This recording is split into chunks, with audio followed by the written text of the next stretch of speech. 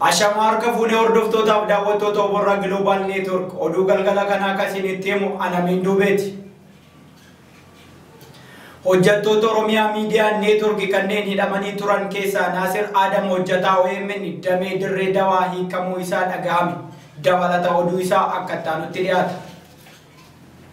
Hojjettoonni Oromiyaa Miidiyaa Network kanneen hidhamanii turan keessaa Naasir Adam hojjetaa OMN damee dirree dawaa hiikamuun isaa dhaga'ame. Naasir Adam ogeessa teeknikaa OMN ajjeechaa Haacaaluu Hundeessaa booda cufamuu OMN faana dha'uun hojjettoota qaama nageenyaatiin to'ataman keessaa isa tokko ture. Naasir gaafa to'atame meeshaaleen dhaabbanni inni keessa hojjetu dabalatee qabeenya dhuunfaa isaa qaama nageenyaatiin to'atame kan ture yoo ta'u, yeroo ammaa kana Naasir hiikamus meeshaaleen hojii isaa harka qaama mootummaa keessa jiraachuu toora marsaa hawaasummaa isaanii irratti maxxansaniiti jiru. Hojjettoonni OMN biroo kanneen mana hidhaa jiran manni murtii mirga wabii eegamuufis poolisiin ajaja mana murtii fudhatee isaan hin hiikne. Gaazexeessaan Mallas Dirribsaafis kanaan dura manni murtii mirga wabii qarshii 3,000 eeguufis maatiin isaanii erga qarshii kafalanii booda poolisiin oliyyannoo irratti fudhachuun mirga wabii jalaa sarbee ture.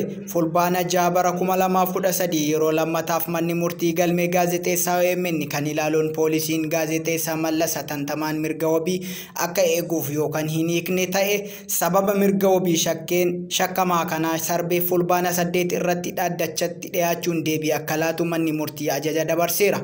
Konkolaachisaa OMN kan ta'e obbo Cibsaa Abdulkarimii fi Boggaalee Adii yaadataan ammoo galmeen isaanii hanga yoonaa banaa ta'us manni isaan irratti baname ragaa poolisiin dhiyeeffate homtuu hin jiru. Ta'us hidhamtoonni siyaasaa kun hanga yoonaa mana hidhaa keessa jiraachuu maatiin isaanii irraa himaniiru. Gama biraatiin abbaan taayitaa Broadcasting Itoophiyaatti darbe BBC Afaan Oromoo irratti OMN biyya keessaa yeroo adabbii isaa waan fixateef hojii eegaluu ni danda'a jedhanis meeshaalee OMN istiidiyoo Finfinnee qaama nageenyaatiin saamaman kan gayoonaa dhaabbaticha kan hin deebine yoo ta'u, istiidiyoo OMN Finfinnee harka poolisii federaalaatiin to'atamee jiraachuu hanga yoonaa waajjirichi akka hin banamneef poolisiidhaan ittifamee kan jiru ta'uu miseensonni OMN biyya keessaa himaniiti jiru. Mootummaan Itoophiyaa maatii hidhamtoota siyaasaa doorsisaa jiraachuu akkuma itti fufetti jira. Dabalata oduu kanaa Leencoo Abdii. Mootummaan maatii hidhamtoota doorsisaa jira. Qondaalaa baa'oo kan ta'e dargaggoo Lammii Beenyaa ajjeefamuu artist Haacaaluu Hundeessaa booda mana isaatti humna waraanaan mootummaan qabamee hidhamuu ni yaadatama. Yeroo ammaa kana qaamni mootummaa maatii Lammii Beenyaa doorsisuu fi dararaa jiraachuu beekame. Haalli maatiin Lammii Beenyaa keessa jiran sodaachisaa akka ta'e odeessi arganne ni mirkaneessa. Erga Lammii Beenyaa hidhameen kaadiroonni mootummaa gara maatii isaatti imaluun doorsisaa fi rakkisuu itti fufanii jiru. Obbolaan Lammii maatii waliin jiraachuu hin dandeenye halkanii fi guyyaa humna itti bobbaasuun qabuuf yaalii hedduu taasisaa jiru. Sababa kanaan obbo Lammii mana baqatanii rakkoof saaxilamaa jiru. Kun kanaan osoo jiru guyyaa kibxata darbee abbaa Lammii Beenyaa obbo Beenyaa qajeelaa ijoollee dabarsii nuti kenni jechuun qabanii godina Wallagga Bahaa aanaa Waayyuu Tuqaatti geessuun waajjira poolisii aanichatti rakkisaa jiru. Haati Lammii qofa ishee rakkoo argaa jirti. Lammiin Beenyaa fi qondaallee abaaboo biroo mana murtii mirga wabiin akka lakkifaman ajajus poolisiin dhorkuu ni yaadatama.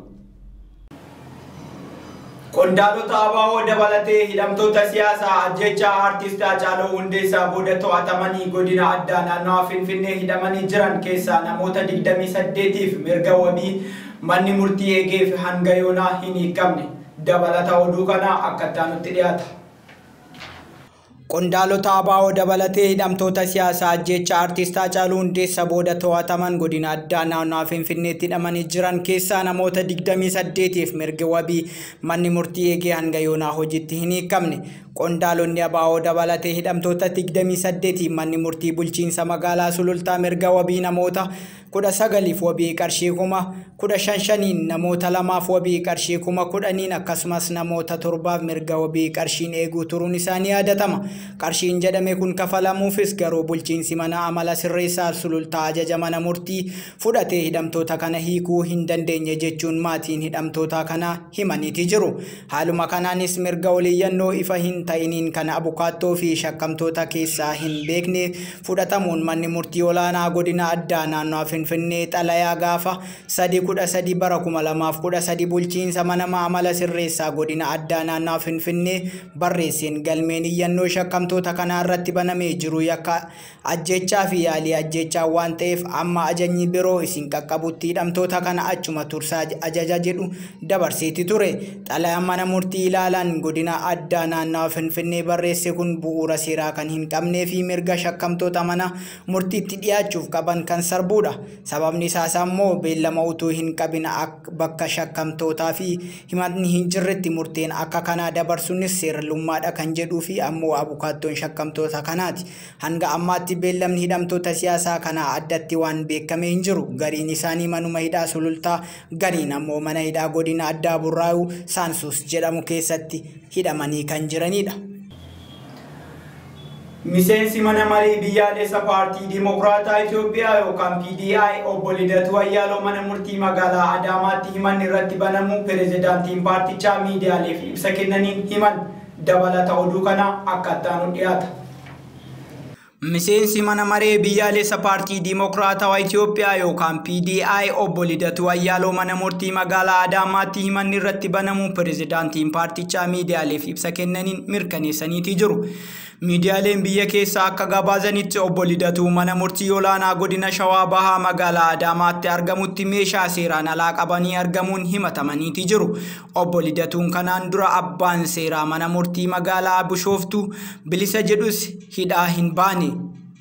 Guyyaa kaleessaa mana murtiitti amantee hin qabu jedhanii abukaattoowwan isaanii xalayaa geggeessuu pirezidaantii paartichaa obbo Adaanaa Taaddasaa himaniiti jiru.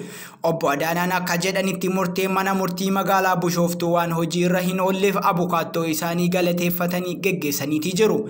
Obbo Lidatuun adeemsa haqaan amantee hin qabu, fedhiin filamuuchuus hin qabu, murteen siyaasaa waan ta'eef hanga furmaanni siyaasaa kennamutti mana hidhaa tura jedhanii geggeessanii jedhan.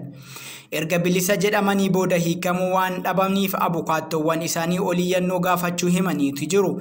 Obbo Adaanaan erga xalayaan bahee booda kaleessa roobii galgala ture obbo Lidatuu irratti himanni akka baname kan dhagahame jechuun himu. Obbo Lidatuun galgala sa'aatii 1 walakkaa irratti balballi isaanii keessa turan rukutamee ganama qophaa'e yookaan kamisa Adaamatti beellama qabdaa jedhamanii akka itti himame jedhan. Akka pirezidaantiin paartichaa fi dhimma obbo Lidatuu dhiyootti hordofaniin obbo Adaanaan jedhanitti waan itti himan hin barre. Miidiyaaleen biyya keessaa akka gabaasanitti garuu obbo Lidatuun labsii bulchiinsa meeshaalee waraanaa 1171 muraa 2012 keeyyata 22 muraa 3 cabsuun meeshaalee waraanaa hin eeyyamamne qabatamuun himatamutu gabaasame. Himannaa kana abbaan alangee godina Shawaa Bahaatti irratti bane. Dhimma isaanii mana murtii olaanaa godinichaatti ilaala jedhameera. Obbo Lidatuun kanaan dura magaalaa Bishooftuu keessatti hoggara uumame qindeessuu fi deeggaruun shakke jedhee poolisiin yoo to'atu ni yaadatama. Abbaan alangee hoggara magaalaa Bishooftuu keessatti waxabajjii 23-24 bara 2012 dhalateen yeroo isaan qorate meeshaan waraanaa eeyyama hin qabne irratti argeera jechuun himana meeshaa seeraan alaa qabataniiti argamuun kan irratti baname. Obbo Lidatuun abukaattoo isaanii geggeessanis manni murtii olaanaa godina Shawaa Bahaatti garuu abukaattoon isaanii ni argamu jechuun himu obbo Adaanaan. Obbo Lidatuun himannaa har'a magaalaa Adaamaatti irratti dhiyaate dura yeroo abukaattoon isaanii geggeessan adeemsi koo hamma yoonaa sababa siyaasaan akka to'atame kan agarsiisudha jedha. Kana mirkaneeffachuu yoo danda'e gahaadha jechuun abdii muratan jedhu pirezidaantiin paartichaa. Baankiin biyyaalessa Itoophiyaa baankiiwwan daldala biyyattii keessa jiran hanga mallaqa callaa baasii gochuun hayyama daangessee jira. Dabalata oduu kana Leencoo Abdii. Baankiin biyyoolessa Itoophiyaa baankii daldala biyyattii keessa jiran hanga maallaqa callaa guyyatti baasii gochuuf hayyama daangesse. Baankichi akka beeksisetti maallaqni baankiileen guyyatti baasii akka ta'u hayyaman nama dhuunfaaf 200,000 kaampaaniiwwan yoo ta'an ammoo 300,000 akka ta'u beeksiseera. Ji'a tokko keessatti maqaa nama dhuunfaan hanga maallaqa baasii gochuuf hayyaman miliyoona tokko maqaa kaampaanii yoo ta'e dhaabbata yoo ta'e ammoo miliyoona 2.5. qajeelfama haaraan kun baankiilee daldalaaf dhaabbilee faayinaansii biyyattii keessa jiran hundumaa keessatti hojiirra kan oolu ta'uu bulchaan baankii biyyoolessa Itoophiyaa Dr. Yinnaa Gaddasee ibsan. qajeelfamaan haaraan kun maallaqa callaan bahuu alatti daddabarsa maallaqa gama cheekii fi karaalee biroo raawwatamaniin hin ilaallatu.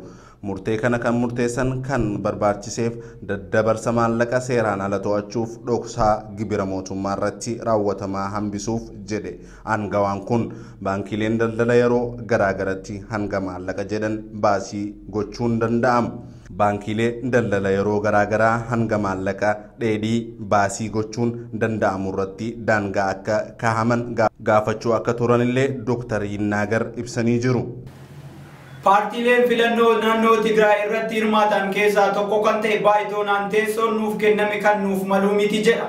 Dabalata oduu kana akka itti dhiyaata. Paartiileen filannoo naannoo Tigraay irratti hirmaatan keessaa tokko kan ta'e baay'itoonaan teessoon nuuf kenname kan nuuf maluu miti jedhe. Paartichi har'a ibsee kenneen diimokiraasummaa fi haqummaan filannichaa burjaaja'eera jedha. Filannicha paartiin aangoo harkaa qabu TPLF sagalee kennameef keessaa 98% argachuun akka mo'ate ibsee ture. Akka seera qoqqoodinsa teessoo mana maree naannoo dhiyeenya kan fooyya'ee baheen TPLF teessoo 152 argateen dabalatee teessoowwan 38 paartiileef qooda jiru jedhamee eegamee ture. haa ta'u malee akkaataa qabxii koomishinii filannoo naannichaa baaseen TPLF teessoo 189 yoo argatu baay'itoonaan ammoo teessuma takkitti argateeti jira. baay'itoonaan garuu ibsa har'a baaseen murtee kana yoo fudhachuu baannellee seera kabajuu qabna jedha. akkaataa seera ammoo teessoon nuuf kenname kun nuuf mala jennee hin amannu jedheera.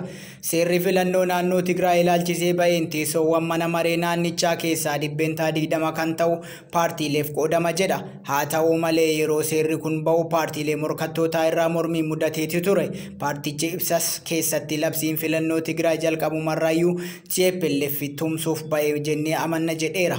haa ta'u malee sagaleen nuuf kenname teessuma argachuuf kan nuuf hin dandeessine akka ta'edha jedhee ibsacha isaa keessatti. teessoon nuuf kenname nuuf malu isaa bu'uura seera agarsiisu yoo jiraate garuu gammachuudhaan ni simanna jedhe baay'itoonaan.